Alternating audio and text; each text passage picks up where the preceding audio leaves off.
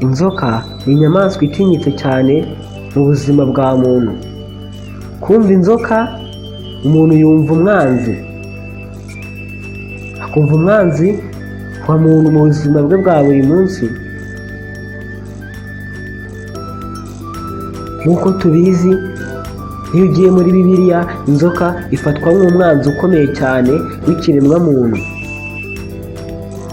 Gusa aho utuye, aho ugenda, ushobora kubona inzoka ukaba wazibazaho byinshi. N'aka kanya hari byinshi ugiye gusobanukirwa mu nzoka, uko zikora, imigendekere yazo, amoko yazo, byinshi cyane utaruzi.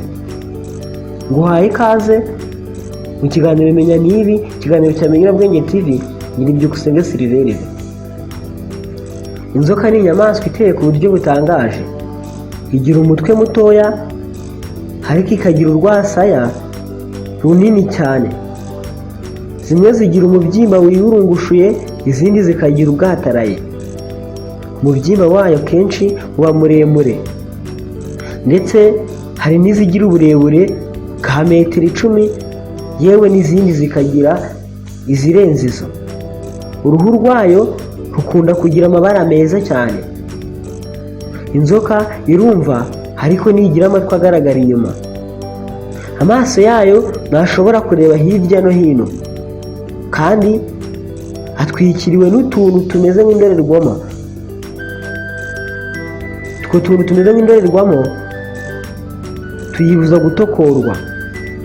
Naho iyo igenda ahantu hasenye cyane kandi hanyerera, nko ku kirahuri cyangwa ahantu hahomesheje sima, irizunguza ariko ntibashe kuvaho iri byoroshye. Inzoka zimwe z'inkazi iyo zigenda mu ishyamba cyangwa se ku butayu buriho amabuye, zigenda zikubanga zihuta cyane, zifite umuvuduko urenze. Ngira ngo mwese murabizi, iyi nzoka iri mu byatsi yiruka kurushaho ugereranyije n'iri mu kintu kimeze nk'itaka. Hari n'inzoka zurira ibiti. Inzoka nyinshi zitera amagi mu bijyo, mu bimene by'amatafari cyangwa by'amategura, mu birundo by'amabuye se, yewe no mu myobo, ariko ntizirarira ayo magi. Izindi nke n'imiri zirabwagura, amagi yituragira mu nda, ibyana bikavuka bigenda. Ku isi habarurwa amoko menshi y'inzoka. Ubushakashatsi bugaragaza ko kuri iyi si ya rurema habarurwa inzoka zigera mu bihumbi 2 n'ibisago. Ayo ni amoko yazo gusa. Ingano yazo ubaze imwe kuri imwe ntiwapfa kubona umubare wa nyawo, kuko ni nyinshi cyane bikabije kuri iyi si. Naho mu Rwanda habarurwa amoko y'inzoka arenga 75. Ayo 75 ugiye ubara inzoka imwe kuri imwe byakugora. Muri izo nzoka twavuga uruziramire, incana, ingambira, inshira, imiri, ifuha, imbarabara, incyarwatsi, yewe n'ikiryambeba. Ubusanzwe inzoka ni nyinshi. Inzoka yirwanaho kwinshi, ikoresha ubumara, ikihinduranya yigana iy'inkazi kuyirusha.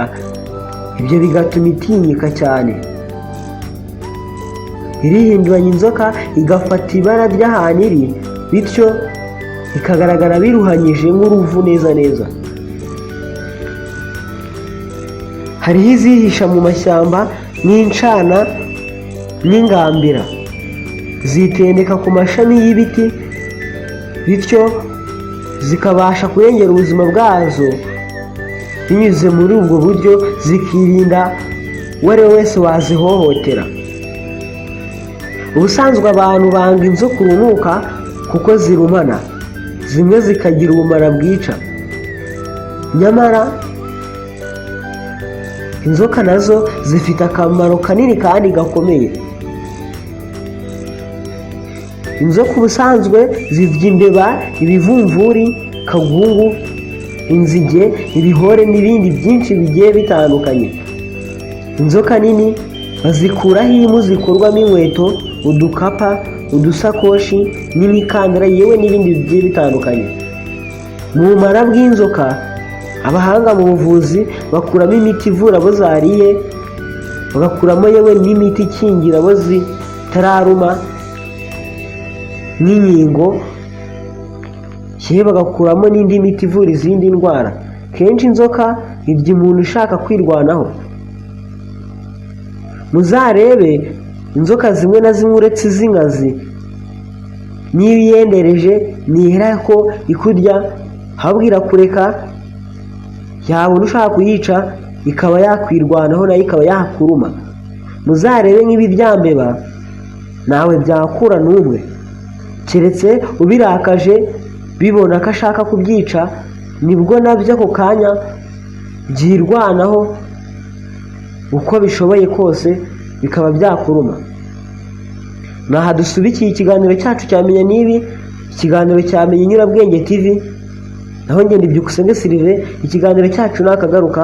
Amahoro y'Imana bane namwe.